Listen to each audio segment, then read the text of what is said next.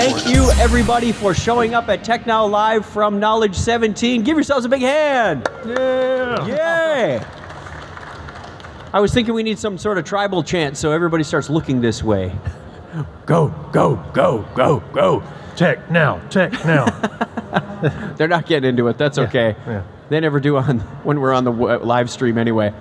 So my name is Chuck Tomasi. We will be getting into our introductions in just a moment. I want to tell you what we're doing here today. If you can't tell from the slide behind me, we're going to be building an application today and tomorrow. This is a two-parter. So first, we're going to build the no-code, low-code part of this. And our objective is to build a system of record. How many of you have spreadsheets in your organization that are just floating around in the email threads and people are referencing them and it's crazy? That is not a system of record, that is not a process. We're going to take a non-IT application for this and build out a system of record that I think most of you can relate to and build that out and put some basic business logic on it. Again, there's a lot of things you can do on the platform. If any of the naysayers out there saying, you need to use a lot of JavaScript if you want to use ServiceNow, you don't.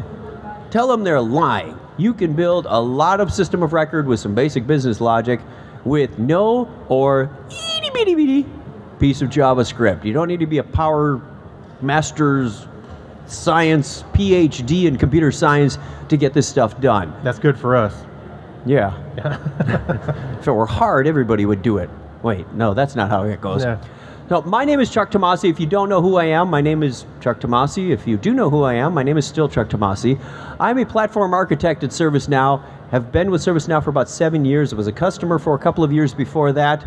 I was lucky enough to win the Innovation of the Year award at Knowledge 10 for an application that I've now got in the Share portal. I do all kinds of fun stuff, including podcasts with these two guys, which is sort of where I met them about 12 years ago. So I do the TechNow videos. I've been doing that for over 4 years now, crazy as that may seem. I also partner up with Dave Slusher to my left on Live Coding Happy Hour when my schedule aligns with that. And come find me on the community. All right, I'm Dave Slusher. I am a developer evangelist. I work for the platform business unit, and I mostly ply my trade at developer.servicenow.com. Ding! Ding! Go there, get a free developer instance if you don't, because there is no reason not to. About 20 years in IT. I've been with ServiceNow about 3.5. I've been developer evangelist for about 1.5, which I think is the industry burnout point, and I am just getting started. So here we go. And that's pretty much Live Coding Happy Hour Fridays around 4:30 Eastern. Somebody said in my achievement should be drinking beer and coding should be my achievement. I said that is not my achievement. My achievement is getting paid for drinking beer and coding. Yeah, right. And I'm Kreg Stepp. I'm not a senior curriculum developer. I just stayed in a Holiday Inn Express last night, but. Anyway, I work on curriculum for cloud, and that's coming up soon. I have had a focus in the past on orchestration and cloud management, and if you've been in some of the labs, you've probably seen some of my work this past 4 months, spinning up instances. So I've been with ServiceNow for about 3 years, and I do a lot of coding, not just JavaScript, a lot of PHP and stuff like that as well. Thank you. Yep. How many people are watchers of the TechNow videos? Raise show of hands. All right. Look at Hey, that. all right. How many people? Welcome. Live Coding Happy Hour. Growing audience. We're getting there. That means we have a market to capture.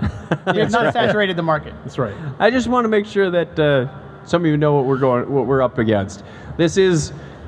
We're rather lighthearted about some of this stuff. We're among friends. So our objective today is we're going to build an application that is somewhat like meetup.com. We're going to put that on ServiceNow. Has anybody used meetup.com? Either as a participant or an organizer? It's a way to arrange meetups. That's basically it. I have an interest, I have a location, I want you to show up then and there. I'm going to build something like that for internal. Let's say we've got Free Lunch Friday.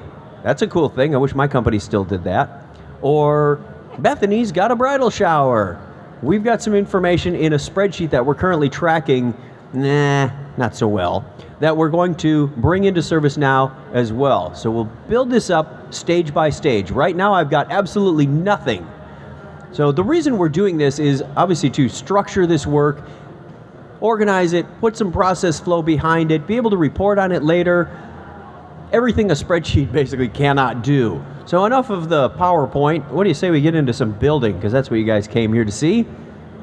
I am going to go over to an Istanbul instance, freshly rebooted, and begin with Studio. Studio is our integrated development environment. Wait, I'm stealing from your commentary. What is Studio? Studio is an integrated development environment. So it's basically gives you an IDE-like experience without ever leaving the ServiceNow platform. So you'll see in a second you have tab development, and you have the ability to do a lot of better. It's a better developer experience than it was 3 releases ago. We put a lot of research and development into our developers. Have put a lot of work into the developer experience around ServiceNow in the last 3 or 4 releases. So we've got tools like Studio, we've got the integrated scripting debugger, we've got source control system. Look for more in the future as well. So I said I'm going to create a new application. It said, what would you like to call it? I called it Meetup. It automatically creates a scope. I am doing this as a scoped application, so no nets, no wires. I am creating a table. I flipped this switch and it said, you want to create a table? I said, yes. Let's call it Event. Sounds like a good name at first, but it may come back to bite me because there's a lot of events in the system. And we'll turn on auto numbering. And everything I just did there, we were talking about the new modern improvements for the developers. That used to be about 7 to 10 steps that you'd have to remember to do the number maintenance, the ACLs, the menus, the modules. It was a litany of checklist, and Studio just did that all for me. I now have a list of all the applications on my system that I can choose from. I think I'll pick that one at random. And you can see all of the artifacts on the left were created by Studio. I'm going to make that just a touch bigger unless it starts to interfere with my screen layout. All right, can you see it in the back? Thumbs up, thumbs Pretty down. good. Okay, all right. Otherwise, we'll sell binoculars next year. That's right. And let's take a look at that event table. And because I forgot to extend it from task, I'm going to recreate it. I missed one key step and one key sales pitch. Let's just delete that table and try again. I don't have to go back to the beginning. I will say, create me a new table. And again, call this event. Extends from task. Incident, problem, change. A lot of our tables that we're familiar with in the ITSM world also do this, and it's so I can inherit a lot of that functionality, a lot of those features. I don't have to make 35 fields to make this application go when 37 of them are already in, 33 of them are already in the task table. So let's just put that in. I will renumber that again and hit submit, so I can back out of my mistake as quickly as I made it. And if I look at the columns, these are the columns. We're going to have to be louder than the people over there. Can you still hear us in the back? Great. All right, look at there. I'll move closer to the microphone. And I get all of these fields. I don't need all of these fields for my application, but this is what I inherit from task. Very helpful. And down here in the related links, I've got some, I'll move that up so it's not behind my head. I've got some very useful things to get my application going. I've got a table. Hooray, I'm no better than a spreadsheet at this point. I want to take a look at that form design. And by default, this was inherited from task. Again, good starting point, but not what I want for a meetup. Right. Practically any form that you get from task, you will want to delete almost everything because you get a lot of boilerplate that's not necessarily meaningful for your application. Not necessarily everything, but a few things. I don't have a configuration item when I'm going to a meetup. Unless, of course, I need a projector or something. I don't have a parent-child relationship with these records. I don't have any relationship with these records. We'll take the priority off and the work notes off, so we're just sort of changing it from a task-based thing to a meetup-based thing. A lot of this will still work. Next, let's take some fields from our existing task table and throw them on there. We need to know when this meetup is going to start, otherwise people won't know when to show up. We need to know when it's time to end, otherwise they won't ever go away. We need a location, which is where they're going to go at said time. And it's working out pretty well. I like this so far. There's a couple of things that still feel kind of task-driven to me on this form. One is, we don't assign a meetup to someone, we have an organizer. And we don't have an actual start, we just have a start. And I'm repurposing existing fields that task gave me just by relabeling them. That's all it takes. It's not impacting incident, problem, change. That may also be using those same fields. Now I need a couple of other fields to really flesh out my meetup event. And one is currency. How much did this meetup cost? Maybe it's free, maybe it's not. May want a $2 donation for Bethany's bridal shower so we can get her a gift. And I will call this cost per person and cost per, whoop, someone hit the caps lock on me, person. The other one is how many people can I take? Maybe it's unlimited, like knowledge seems to be, or maybe I've got a finite number of chairs in the room or seats in the limo. Let's call that max persons, plural, max persons. And we can default that to 0 is a nice default. Finally, let's look at the states. States feel kind of task-driven as well. So I can modify this choice list right here in the form designer. And we don't need a pending. We'll make it draft. Let's draft up a meeting invite. And instead of work in progress, let's say it's scheduled. Close complete, let's just call it closed. Close skipped, we'll make canceled.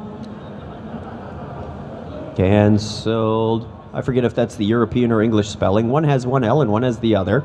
And finally, happening now.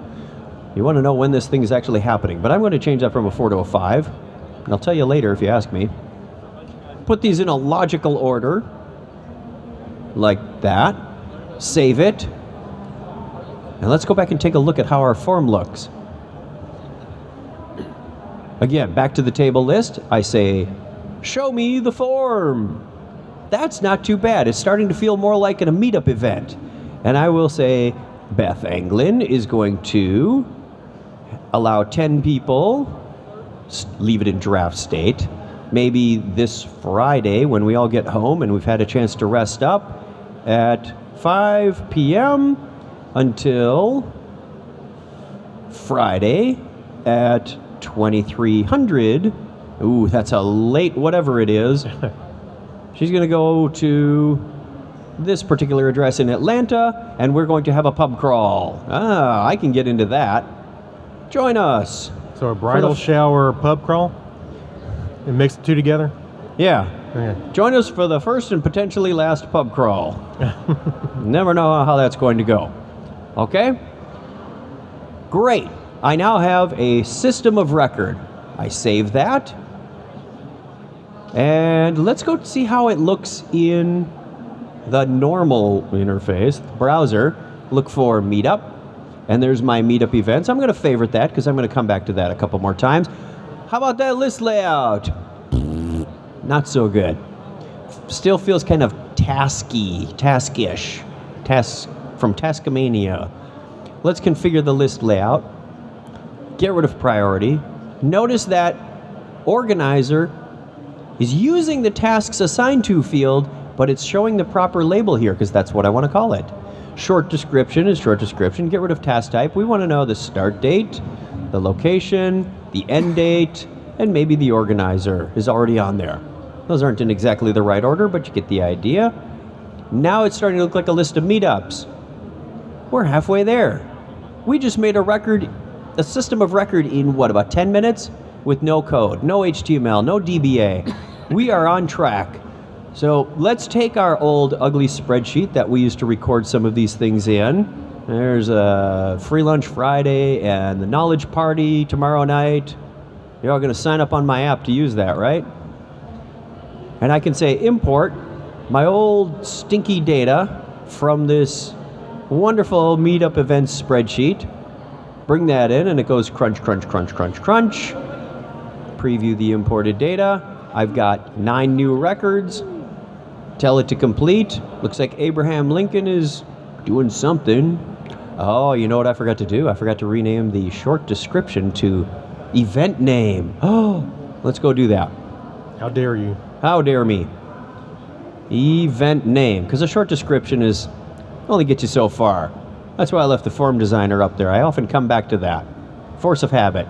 Yeah, and that's one good thing about Studio is as opposed to prior to Studio, you had to navigate around a lot, you lost your context a lot. Oh, yeah. So the fact that you have the tabbed interface and you're able to have your table definition time. beside everything else That's is a huge time saver. like the difference between Fuji and Geneva development, that was a quantum leap in productivity. My favorite use case came out to that. I just deleted all the mistaken records and doing it again. My favorite use case for that is when I'm doing something like a notification that needs to call a mail script, that needs to call a scripted, an outbound REST message, and I've got all these tabs lined up because I'm just making things up as I go, and I can, well, for programmers, I am pushing and popping the stack as I need to. That was a nerdy reference that I don't know if everybody got. So let's go preview that imported data again, mark that complete, and we have event names. Now it's feeling like an event. Notice... And by the way, those are auto-matched by the name of the header in Excel, right? Yes, absolutely. Notice if I sort these in chronological order, we've got the Knowledge 17 party tomorrow night, followed by the zombie hunt Thursday morning. I'm sure we won't have any problem finding zombies Thursday morning. We might have trouble finding people going to this thing. So now we have a system of record. What do we do with it? Well, we need to be able to invite people to it. All I've got here is still basically a spreadsheet, but nobody's coming to my events because I don't have a way to do that. If I go back into Studio and create a many-to-many definition, it allows me to create an intermediary table between events. If you've done users and groups before, this is how you get user memberships in groups.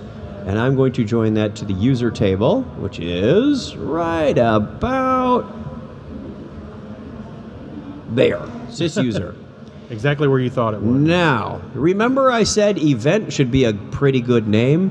Well, if you watch TechNow episode 37, you know that event is a terrible name when you're trying to make mail notifications, because event is a reserved word, as I found out from my wife hours after I solved it myself.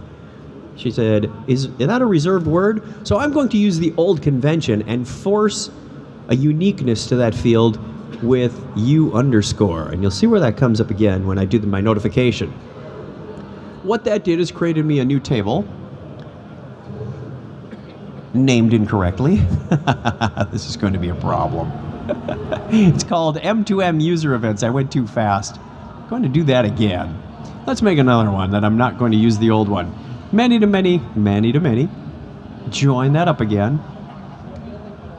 I typed it too fast. There are things that will break if I don't do this right. Instead of this awful thing, let's get the users back in there. I can give it a more meaningful name at this definition time. I went right by it, didn't I? User. Up at the top. Sysuser, there it is. I'm going to call it invite. That's a much more meaningful name for me. There are 360 things that can go wrong with this demo, and I am hitting every one of them. Now, get the right table here. M2M invite. I really don't want to see this when I list the table, so I'll fix that label real fast, because that was something the system gave me, but I've got liberty to change that. And it's got basically two fields on it, along with the system-generated ones. A user and an event, because any user can go to any event, and any event can have a list of many users. So this is a many-to-many table definition. But what I really need is a response field. Are they going? Are they saying, sorry, I can't go? We'll make that a choice and update that. Now that I've got this many-to-many definition, I'll go open up I want the pub crawl back. Give me that sorted by number. Did I lose my pub crawl? I did. I deleted everything. I only deleted one. Come on. I mean, I deleted all but one. We'll put Beth back in here. Beth. Like watching paint dry, people. Fortunately, my browser should remember the right date and time. What was it, the 12th? Sure. Yep, we'll go with that. Started at 1700, went to 2100, it's ending at 9 o'clock instead of 11 o'clock. Pub crawl. And you need your location? Join us. We'll put in the location, ATL, boom, reference fields remember. I now have my pub crawl back. Yay, we don't want to miss the pub crawl. Let's sort that from this direction. Now that I've got that in there, I can go to configure related lists. If I can hit it, configure related lists, and add the list of, which one was it? Let's put them both in and see what happens. We'll take the other one out. Okay, this one points to, we'll put a person in there. Able tutors going to the pub crawl. On this one, all I really wanted to do is see, what table is that? That's M2M user event, so take that one out. That's not the one we need. This is not the related list you're looking for. You, gone. Now, we can put a few people in there. Alejandro, Bart, Carmel. They are going, but we don't know the response. Are they going? Are they not going? Let's take a look at this form. First, let's put some choices in there. Configure the choices. You are either going, not going, or you're on standby, which doesn't sound good from an airline standpoint. But we may have a capacity of 10, and you're the 11th person. We'll put you on a wait list. So that's nice. Alejandra says she's going. This form doesn't speak to me about what I'm going to. So if I go to Form Layout, I can pick the event field and use this icon to reference data from the parent event record, such as an end date, maybe a description would be nice, the location, the organizer. Let's put some of those wonderful juicy details we've got on the other screen up there. It's in a horrible layout, so let's put event up there, location there. We'll put the description down below the split so it's in a nice area. Put the start date next to the end date, just kind of doing a little artistic tomfoolery here, and we get a pretty decent form. Now if Alejandra comes back here, which she will when she gets her notification that I'm building next, she has an option to see when is the start date of that crazy thing? Right, and note too, we're 15 minutes into this, right? Well, 20. He's supposed to be my timer. 15 minutes into the app dev, my friend. So, we have a really good system of record. We can now track our events and our users. Again, no code. No code so far. So when somebody signs up and says, I'm going, let's send them a confirmation message. Once again, we fly off to the airport studio, and go to notifications, create a notification, and call this is about the point where I get tired of annotations and want to see more screen real estate, confirmation on my meetup event, no, not the event table, the invite table, that one. And anytime a record is inserted or updated and the response changes to going, again, no code here, who's going to receive it? That's going to be the user on that form. What it will contain? Confirmation for your, I did remember to change that field to U_ on the second table, did I not? I believe you did. We're going to find out. Trial by fire. Yeah, or this whole thing falls apart now. Okay, confirmation for your, and I need the event name. Event name, okay, is short description. Remember, we repurposed the short description field from the task table and just gave it a different label. So even though our label is event name, we're really inserting the value of that database field here.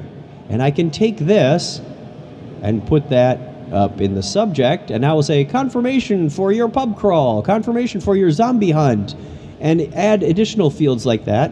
When it's going to start, when it's going to end. You can do better formatting than me, and even send a link in the email.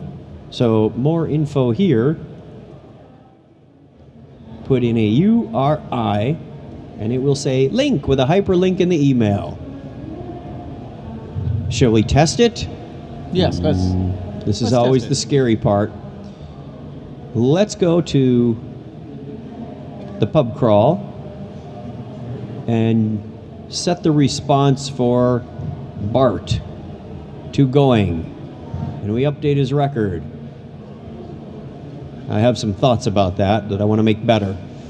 And then we'll go to the system outbox. That's French, I guess. Outbox. Bucks. My typing? What's that theorem about your typing skills are proportionate or inversely proportionate to the number of people watching? And I sort this from oldest to newest, and there's Bart's confirmation for the pub crawl. And if I look at the HTML body, we've got a few details in there. The confirmation mail works. Yay! Still haven't written any code, but I'm going to start getting into the low code portion of this, because I don't like, we've had this out in prototype for a little bit, and Beth was saying, that's really kind of a weird way for people to add themselves to the list, go into the record, set a choice field. Can we just put a button on here that say I'm going or I'm not going? That would be really nice. That's the way we usually get requirements, right? It would be nice if, let's go to Studio and do some server development. We need a UI action. That's what those buttons and links are called.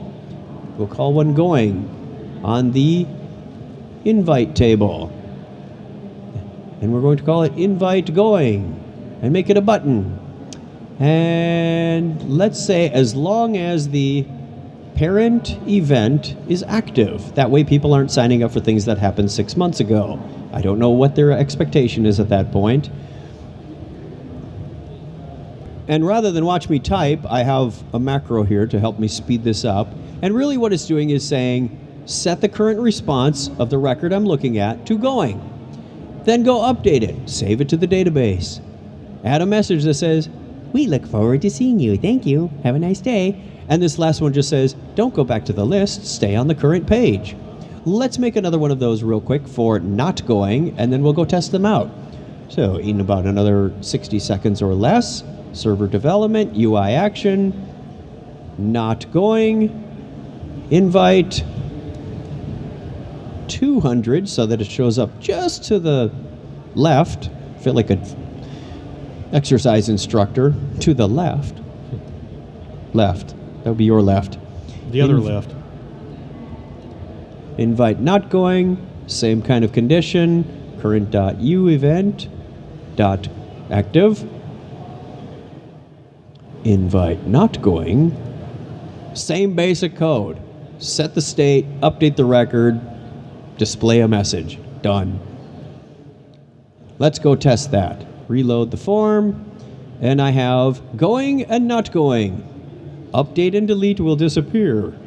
Now, note for 1 second this what you see Good up here at point. the top. So you'll notice that the system just added a cross-scope element access. So when you're doing development, anytime you've got one scope accessing another, you're going to get one of these messages, and that's because of the scoping mechanism has these access controls into the scope. And so you'll see that a lot. That is actually expected. And assuming that you don't want to tighten it down, you're going to see those and roll with them. You want to see those. Yep. You're only going to see these once per. It's basically created a record that says that that's an acceptable use from this scope to another scope. So let's test it out. Let's see if Carmel is going. We should see the response set to going. Yay. There's another one of those messages that says, that's okay. I'm doing that. Not going. Sorry, we will miss you. Wait, my wife changed her mind. We don't have to go to that party Friday night. I can come. We look forward to seeing you there. So I can flip-flop this back and forth with the UI action all I want. And you may want to even add to the condition on those UI actions so that going only shows up in certain situations so that they're mutually exclusive. Why do I see both? I'm going. Why do I see a going? Well, add a condition that says if it's going, you don't need to display that particular button. Alrighty. There is one other thing I want to do. We've had this out in the field for a little bit, and we've noticed, let's go back to what's wrong with this? Hang on, that's not very informative. Event 1020. There's an issue there. We borrowed the field from the short description field from the parent event, but this is a reference field to that record. What it's trying to do is imitate the behavior of a normal task and show you the number. Fine, but the number on this form doesn't make any sense. That's because task is programmed to say, I'll display the number. I want to override that for my table. So what I can do is go to my event name / short description field, configure the dictionary, and again, with no code, hey, all this stuff is grayed out. I want to make this my display field. Can't do it, or you will impact every other task field, and the incident manager will get mad at you, and the problem manager will chop off your fingers. Things like that. So we have a concept known as dictionary overrides, which I can create a new one, and it says, okay, for the meetup table, how would you like this to behave? And I say, make the short description my display value, so that when I look at a reference to a record, it will show up properly. And I go back into the event, and I go back into Carmel's, and I have pub crawl, which makes a lot better user experience. Again, never did my fingers leave my hands for this black voodoo magic. That's a good thing. That's a wonderful thing. Well, we've had this out in the field for a little bit, and we've noticed some people have been mistyping dates and times. Okay, maybe somebody put in March 5th instead, or March 12th instead of May 12th, and they've got their dates backwards. End dates are coming before it. This doesn't make any sense. People are getting email that have nonsensical dates in them, and the system will perfectly let me save this. There's no data validation going on. Please help me make these people stop building crazy data. We can do that. Zero script. Let's create a business rule. Server development, business rule. And let's call this validate start date. And say, I never want to see this message again. We're going to validate on the meetup event table. You see how my cursor went over to advanced? I usually do advanced scripts, so that's just a force of habit.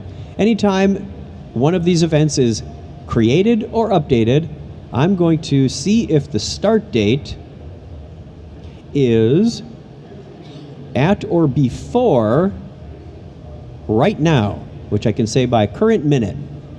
If it is, I want to add a message that says start date cannot be in the past. And abort the action. Do not let them save this record. It's bad data. Reports go crazy. Let's go test that out. And say, oh, I'm sorry. Here, we'll make a change to this, just so we can save it and test our invalid update. Start date can't be in the past. That business is really saving me from myself, because somebody has to. Let's change that back to May. And before I save that, let's go write the other one that checks the end date. Same kind of thing. Server development, business rule. Validate end date on the meetup table. I wish that would remember my last table. It'd be so handy. When to run is a little more complex, though, because I have to check the start date and compare it to the end date. So is it at or before? That should have, is more than, I'm sorry, is more than. Now lets me compare it to another field, and I get a little bit more information over here. 0 hours after. I want to make sure that these get in the right order. If the start is after the end, and it's comparing date field to date field. So this has filtered out all those fields and gotten me down to just date fields. I didn't tell it what to do, did I? The action, that's nice. Check the condition, but don't do anything.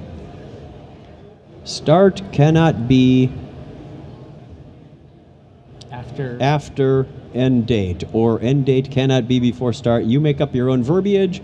My initial user messages are usually pretty hostile. You screwed up. Try again. Let's save that. We still have backwards dates. And we try to save it. Start cannot be after end date. Well, that's working. Now let's fix it so it's in the right order. The start date isn't in the past. We save it. Start cannot be... Did I miss it up? Yes, I said 12. Still working! It's like one of those messages that you don't want to hear. And we can save. We have data validation built with zero scripting. Final trick, and we've got 6 minutes to do this. I'm going to build a workflow. The story is, as the event is approaching, we want to send out mail notifications to people saying, hey, don't forget, the meetup is tomorrow. And then when the meetup starts, we're going to change the state from scheduled to happening now. And when it's over, we'll set it to complete. This is where it gets fun. See how fast I can build this. Workflow. Whoop. It's down here on the, if I type an F, there. Whoop. Workflow editor. Off to a great start. Let's create a new one. Don't watch this video. These TechNow people, can't trust them. Call it meetup, not need up. Meetup, very descriptive. Put it on our event table. And I want to start the workflow when the state becomes scheduled. You can draft all you want, but until it's actually published or scheduled, I'm not going to bother wasting CPU cycles on a workflow. So I can make my workflow start conditionally. I need a couple of key activities off of here. One is a timer activity, and I'll be honest, I did not use timer activities all that much in the previous 9 years I've been using ServiceNow. They come in very handy. What's that? They come in very handy. They are very handy, because I'm going to tell this to sit around and wait until one day before the event starts. And I can do that based on a field. What field? How about the start field? That would make sense. Do I want to wait till the start happens? No, I want to wait sometime before, and that time would be, according to the description, one day before. And this workflow activity will just sit there merely twiddling its thumbs until one day before. Once that happens, I'm going to send out a notification. And I'm going to do that a little differently than I did the original confirmation one, and I'm going to trigger that via event. So 1 day to go. And I'm going to flesh this out tomorrow because it involves a little script. That's when we're going to get into the pro code. But for now, I will create my 1 day before event on the meetup event table and leave that alone. And tomorrow we will flesh that out. Did that actually save the event in that field?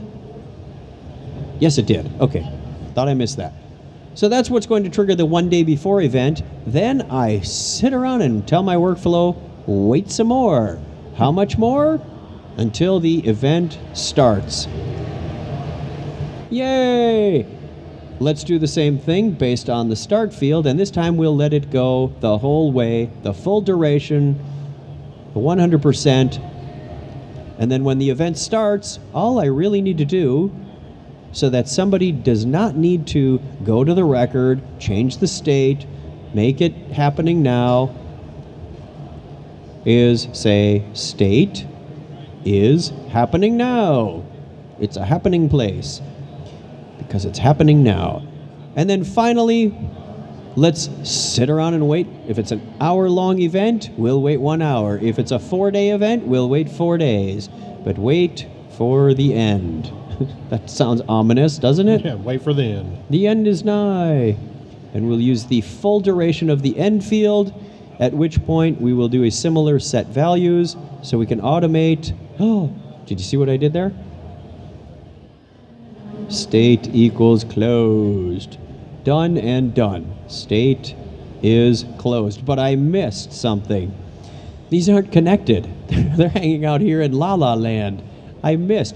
You can shortcut. If you can drag a new activity onto this little wire and make it turn blue, it will auto-connect, just like that. Yeah, sometimes it's a little tricky to line those up. Yeah, this is like a sobriety test.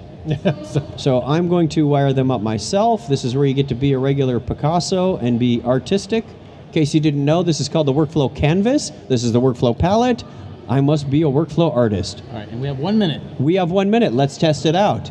So I said when the state goes to scheduled, start it up. Let's schedule that. Wait, did he publish his workflow? Huh? Did you publish? Don't have to. You don't have to because I don't have to in this case. Oh, okay. It's testing me, and I wrote it, so I get to test it, and I don't have to publish it.